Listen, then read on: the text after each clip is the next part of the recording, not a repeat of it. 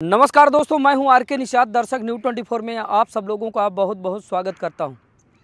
दोस्तों, प्यार एक ऐसा शब्द है कि जिसकी आगोश में आकर लोग बाग चांद पर जाने की बात करते हैं और 7 समंदर पार करने की बात करते हैं। आज की जो सच्ची घटना मैं आप लोगों को सुनाने जा रहा हूं, यह उत्तर प्रदेश का एक ज़िला लगता है मेरठ, और मेरठ ज़िले के अंतर्गत एक ब्रह्मपुरी थाना आता है। ब्रह्मपुरी थाना अंतर्गत सौरभ राजपूत एक युवक होता है जो कि मर्चेंट नेवी में जो है कार्यरत होता है। साल 2016 की बात है जब सौरभ राजपूत को मुस्कान रस्तोगी नाम की एक लड़की से बेइंतहा मोहब्बत हो जाती है, और मोहब्बत इतनी गहरी हो जाती है कि अब दोनों एक दूसरे के बिना रह नहीं पाते हैं, और काफ़ी दिनों तक दोनों चोरी चोरी चुपके मिलते रहे। लेकिन अंत में थक हार कर जब दोनों ने ये फैसला लिया कि हम कब तक चोरी चोरी और चुपके मिलेंगे, कहीं ना कहीं हम दोनों को एक हो जाना चाहिए। ऐसे में सौरभ राजपूत जो होते हैं वो अपने परिवार वालों से बात करते हैं और पूरी बात बताते हैं अपने परिवार वालों से कि मैं मुस्कान रस्तोगी नाम की एक लड़की से बेइंतहा मोहब्बत करता हूँ, उसके बिना मैं नहीं रह सकता, उसके बिना मैं नहीं जी सकता। लेकिन यहाँ पर एक बात थी जो अड़चन पैदा कर रही थी। वो बात ये थी कि दरअसल जो सौरभ होते हैं वो राजपूत यानी कि क्षत्रिय समाज से आते हैं, और वहीं पर जो मुस्कान रस्तोगी होती है वो व्यापारी वर्ग से आती है। ऐसे में जब सौरभ राजपूत के द्वारा अपने परिवारीजनों से बताया जाता है कि मैं इंटरकास्ट मैरिज करने वाला हूं और इंटरकास्ट लड़की से मेरी मोहब्बत हो गई है और मैं उसके बिना नहीं जी सकता, मुझे शादी करनी है तो सिर्फ उसी से करनी है। परिवार वालों को ये रिश्ता कतई मंजूर नहीं था, क्योंकि जो लड़की थी वो गैर बिरादरी की थी, और जो सौरभ राजपूत के घर वाले होते हैं वो साफ साफ इनकार कर देते हैं कि हमें ये रिश्ता मंजूर नहीं। उसके बाद लड़की ने भी यानी कि मुस्कान रस्तोगी ने भी अपने परिवारीजनों से बताया।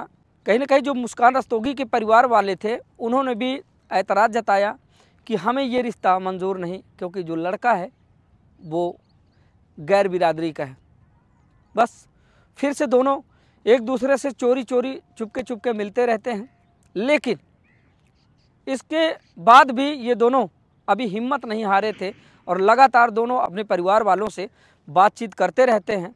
थक हार कर परिवार वाले जब ये जान जाते हैं, समझ जाते हैं कि अब ये दोनों एक दूसरे के बिना नहीं रहने वाले हैं, इससे पहले कि ये कोई कदम उठा लें हम लोगों को मान लेना चाहिए। और दोस्तों बता दें कि साल 2016 में ही मुस्कान रस्तोगी और सौरभ राजपूत लव मैरिज कर लेते हैं, यानी कि प्रेम विवाह कर लेते हैं, मंदिर में जाकर शादी कर लेते हैं, और उसके बाद दोनों का जीवन सकुशल चल ही रहा था। ऐसे में जो सौरभ राजपूत होते हैं उनकी नौकरी लग जाती है मर्चेंट नेवी में, और इन दिनों वो लंदन में पोस्टेड होते हैं। और साल 2016 में शादी होने के बाद दोनों को एक प्यार की निशानी मिलती है, जिसमें एक लड़की पैदा होती है और उस लड़की का नाम पीहू होता है। अब सौरभ राजपूत जो मुस्कान रस्तोगी होती हैं, दोनों का वैवाहिक दाम्पत्य जीवन अच्छे से चल ही रहा था कि बीच में जब सौरभ राजपूत लंदन चले जाते हैं, अपनी ड्यूटी पर होते हैं, तो जो मुस्कान रस्तोगी होती है यानी कि सौरभ राजपूत की जो पत्नी होती है, उसके कॉलेज का ही पढ़ने वाला एक उसका दोस्त मिल जाता है, जिसका नाम होता है साहिल शुक्ला। साहिल शुक्ला से मुस्कान रस्तोगी की जो है मुलाकात होती है, और उसके बाद दोनों बातचीत करते हैं, और कॉलेज के दिनों की बातचीत करते हुए दोनों एक दूसरे के बेहद नज़दीक आ जाते हैं। ऐसे में साहिल शुक्ला का और मुस्कान रस्तोगी की जो नज़दीकियाँ होती हैं वो थोड़ी सी बढ़ने लगती हैं। अब ये नज़दीकियाँ प्यार में तब्दील हो जाती हैं, और वहाँ पर अगर देखा जाए तो जो सौरभ राजपूत होते हैं वो अपनी ड्यूटी पर लंदन में कार्यरत होते हैं। अब उनको दूर से कोई भनक नहीं थी कि दरअसल मेरी पीठ पीछे जो मेरी पत्नी है वो कर क्या रही है। अब इस बीच जो नया प्रेमी था मुस्कान रस्तोगी का साहिल शुक्ला, और अब दोनों का जो प्यार होता है वो परवान चढ़ने लगता है। जिस तरह से मुस्कान रस्तोगी ने पहले सौरभ राजपूत से प्यार किया था और फिर उसका जो प्यार था वो परवान चढ़ा था, ठीक उसी तरह से इस बार भी मुस्कान रस्तोगी का और साहिल शुक्ला का जो प्यार का भूत था अब वो काफ़ी ज़्यादा परवान चढ़ चुका था। कहीं ना कहीं दोनों को लगने लगा था कि अब हम दोनों एक दूसरे के बिना नहीं रह पाएंगे। दोस्तों बीते दिनों 28 जनवरी की बात है जब मुस्कान रस्तोगी का बर्थडे होता है तो उससे पहले जो मुस्कान रस्तोगी होती है वो अपने पति सौरभ राजपूत को फ़ोन करती है और कहती है कि मेरा जन्मदिन आने वाला है, क्या आप आएंगे नहीं। बस फिर क्या था, सौरभ राजपूत आनंद फानन में छुट्टी लेते हैं और वो तैयारी बना लेते हैं कि पत्नी के बर्थडे में मुझे जाना है और अपनी पत्नी और अपनी बच्ची के साथ मिलकर हमें सेलिब्रेट करना है। उसके बाद सौरभ राजपूत लंदन से रवाना होते हैं और वो तत्कालिक रूप से मेरठ में ब्रह्मपुरी थाना क्षेत्र अंतर्गत अपने गांव आ जाते हैं। इसके बाद मुस्कान रस्तोगी का जो जन्मदिन होता है तो उसके पति मिलकर साथ में दोनों सेलिब्रेट करते हैं और एक वीडियो वायरल हो रहा है जिसमें सौरभ राजपूत अपनी पत्नी मुस्कान रस्तोगी के जन्मदिन पर काफ़ी दोनों एक दूसरे के साथ मिलजुल कर डांस करते नज़र आते हैं। केक काटा जाता है, खुशियाँ मनाई जाती हैं, सब कुछ अच्छे से संपन्न हो जाता है। इसके बाद दोस्तों होता यह है कि अभी जो सौरभ राजपूत थे वो अपने घर में ठहरे ही हुए थे कि इस बीच में हिम्मत जुटाकर मुस्कान रस्तोगी अपने पति सौरभ के सामने तलाक का प्रस्ताव रखती है। जब पत्नी तलाक का प्रस्ताव रखती है तो जो सौरभ राजपूत होते हैं वो शॉक्ड हो जाते हैं, यानी कि एकाएक हताहत हो जाते हैं कि आखिर क्या हुआ। पत्नी ने मुझे जन्मदिन पर बुलाया, मैं लंदन से सीधा भागा चला आया और पत्नी के जन्मदिन पर मैं सम्मिलित हुआ और आज तक जो मेरी पत्नी मुझसे कहती गई उसके मन मुताबिक मैं चलता गया और करता गया, लेकिन आज इसको क्या सूझा कि इसने अचानक मुझसे तलाक मांग लिया। बस फिर क्या था, जो मुस्कान रस्तोगी होती हैं वो लगातार एक ही बात पर अड़ी रहती हैं कि मुझे तलाक चाहिए। तो जो सौरभ राजपूत थे उन्होंने तलाक का कारण पूछा कि आखिरकार तलाक का कारण क्या है। अभी मुस्कान ने कुछ नहीं बताया और जो सौरभ होते हैं, सौरभ राजपूत, वो तलाक इसलिए नहीं देना चाहते थे क्योंकि उनकी छोटी सी एक बच्ची होती है पीहू।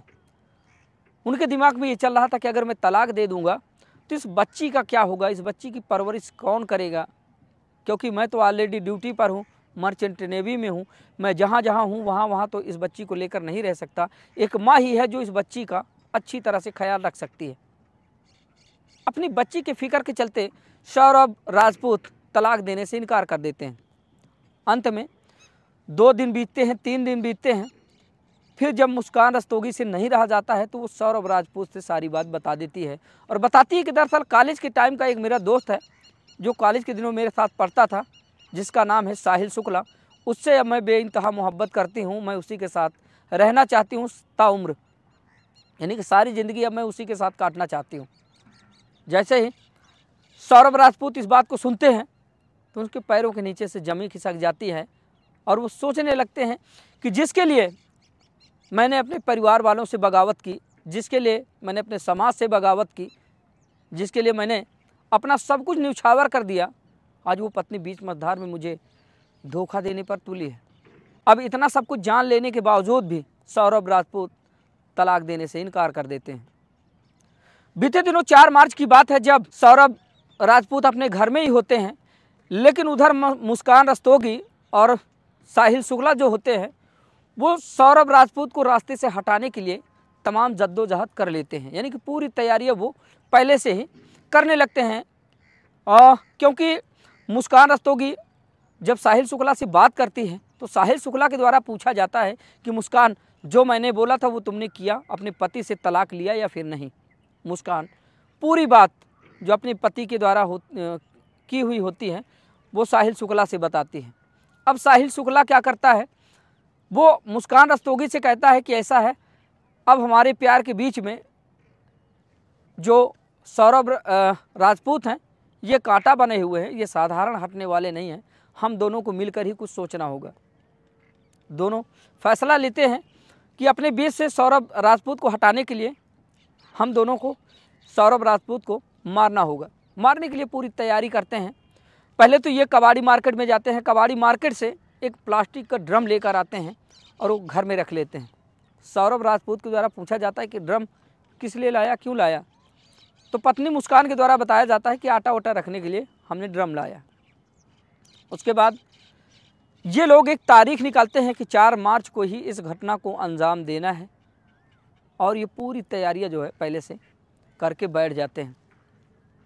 इस बीच में दोस्तों घर में पति पत्नी और बेटी होते हैं और उसके बाद अचानक साहिल शुक्ला की भी एंट्री हो जाती है और ये आते हैं। तो पहले से इन लोगों ने एक नशीला पदार्थ लेकर घर में रखा था, तो खाने में सौरभ राजपूत को ये लोग नशीला पदार्थ मिलाकर दे देते हैं। उधर जो सौरभ राजपूत होते हैं नशीला पदार्थ यानी खाने के बाद जो खाने मिलाकर वो देते हैं उसको खाते हैं और खाने के बाद एक गहरी नींद में सो जाते हैं। लेकिन इधर जो उनकी पत्नी मुस्कान होती है और पत्नी का जो बॉयफ्रेंड होता है, आशिक होता है साहिल शुक्ला, ये दोनों अपनी घटना को अंजाम देने के लिए सौरभ राजपूत की बेड की तरफ बढ़ते हैं। तो देखते क्या है कि मेरे ऊपर मेरी पत्नी मुस्कान रस्तोगी मेरी छाती पर बैठी हुई है और वो मेरे सीने पर एक चक्कू लगा कर बैठी है। उनकी नींद खुलती है। भाई अचानक जब कोई भारी वजन पेट पर पड़ेगा या फिर बॉडी पर पड़ेगा तो लोगों को थोड़ी सी बेचैनी होती है और ऐसे में जो सौरभ राजपूत होते हैं वो जग जाते हैं और पत्नी से पूछते हैं कि ये तुम क्या कर रही हो, और देखते क्या है कि उनके सीने पर अब चक्कू रखा हुआ है। उधर साहिल शुक्ला पूरी तैयारी में होते हैं। इधर मुस्कान चक्कू मार पाती कि उससे पहले ही जो साहिल शुक्ला होता है वो चाकू को पुश करता है। अब चाकू जाकर सौरभ राजपूत के सीने में धंस जाता है और उसके बाद एक एक करके कई बार किए जाते हैं। सौरभ राजपूत वहीं पर ख़त्म हो जाते हैं।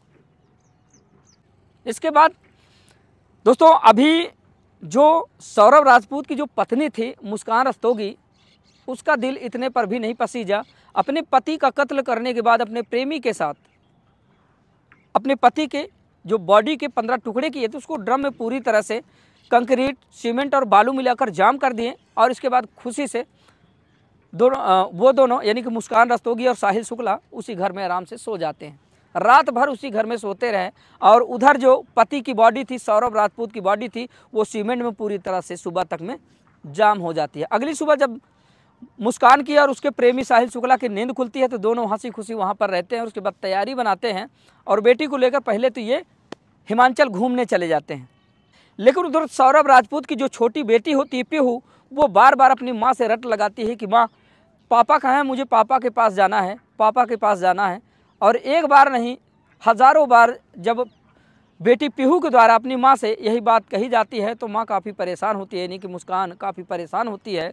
और अब वो वहाँ से वापस आते हैं और आने के बाद अपनी बेटी को लेकर वो ननिहाल चली जाती है, यानी कि अपने मायके चली जाती हैं।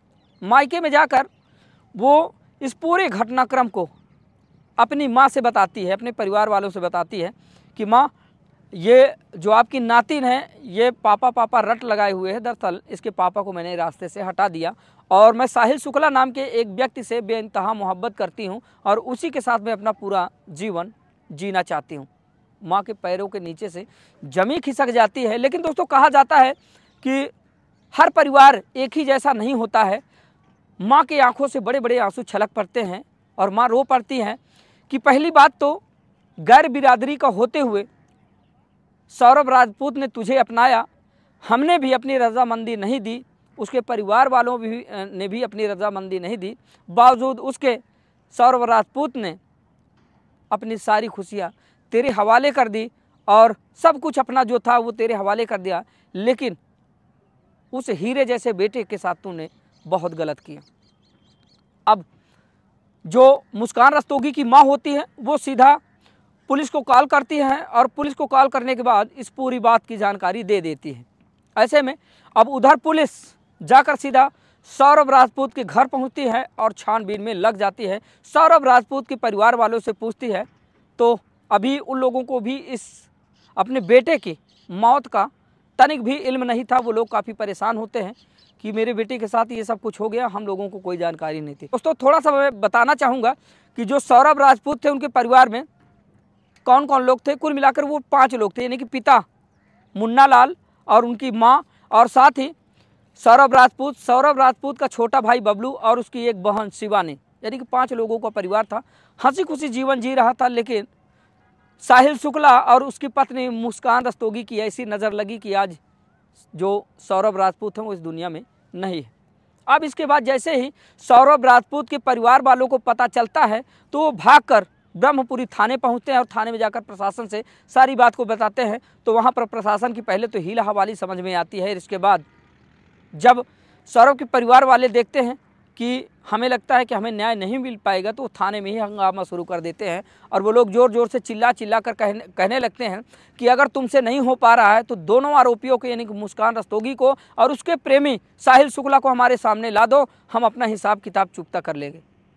जब प्रशासन उनके द्वारा कही गई इस बात को सुनता है तो कहीं ना कहीं परेशान हो जाता है कि इससे पहले कि कोई दूसरी घटना घटित हो जाए हम लोगों को एक्शन लेना चाहिए। तत्कालिक प्रभाव से जो ब्रह्मपुरी पुलिस होती है मुस्कान रस्तोगी को उसके प्रेमी साहिल शुक्ला को गिरफ्तार करती है और गिरफ्तार करने के बाद उनसे सख्ती से पूछताछ शुरू कर देती है। तब जाकर साहिल शुक्ला और मुस्कान रस्तोगी दोनों इस घटनाक्रम का खुलासा करते हैं और जैसे ही इस घटनाक्रम का खुलासा होता है दोस्तों, जिसने भी सुना जिसने भी जाना उसके पैरों के नीचे से जमी खिसक गई कि दरअसल प्यार जैसे पवित्र शब्द को भी लोग बदनाम कर देते हैं जिस तरह से मुस्कान रस्तोगी ने किया है। मुस्कान रस्तोगी ने पहले प्रेमी सौरभ राजपूत का जो उसका पति बन चुका था उसका कत्ल कर दिया है, तो भला वो साहिल शुक्ला का क्या होगी। लेकिन साहिल शुक्ला जैसे जो प्रेमी होते हैं उनके बारे में आप लोग क्या सोचेंगे। जब साहिल शुक्ला को पता था कि भले आप लोग कॉलेज के फ्रेंड थे या फिर दोस्त थे, अगर उसकी ज़िंदगी बस चुकी है और उसकी ज़िंदगी में अब एक छोटा सा नन्हा सा फूल पीहू है यानी कि उसकी बेटी है, तो उसको ऐसा नहीं करना चाहिए था। आए दिन समाज में ऐसी ऐसी घटनाएं सामने आती हैं जिसको सुनने और जानने के बाद रूह कांप जाती है और लोग बाग हताहत हो जाते हैं, परेशान हो जाते हैं कि दरअसल लोग बाग प्यार में आकर प्यार के प्रपंच में पढ़कर ऐसे ऐसे कदम उठाते हैं जो ना सुनने में अच्छा लगता है और ना ही जानने में अच्छा लगता है, ना ही देखने में अच्छा लगता है। तो दोस्तों आज की जो सच्ची कहानी हम आप लोगों को सुना रहे थे, इस कहानी से किसी को हताहत करना या फिर परेशान करना नहीं था, किसी का दिल दुखाना नहीं था, बल्कि आप लोगों को सच्चाई से रूबरू करवाना था कि समाज में आए दिन हो रही इस तरह की घटनाओं से आप लोग सीख लें, आप लोगों से ऐसी कोई गलती ना हो जिससे कि आन मान प्रतिष्ठा में आँच आए, सामाजिक तौर पर आपका बहिष्कार हो, लोग बाग आपको हीन भावना से देखें, समाज में आपका तिरस्कार हो। आप लोग जहाँ भी रहें सजग रहें, सतर्क रहें। अगर आपके आसपास पड़ोस में ऐसी कोई घटना होती है तो कम से कम आप लोग प्रशासन का सहारा लें और खुले तौर पर प्रशासन से बातचीत करें और उनको ऐसी ऐसी घटनाओं से रूबरू करवाएं। तो दोस्तों इस पूरी कहानी को सुनने और जानने के बाद आप लोगों को क्या लगता है कमेंट करके बताइएगा। तो मिलते हैं फिर से किसी नई खबर में, तब तक के लिए नमस्कार।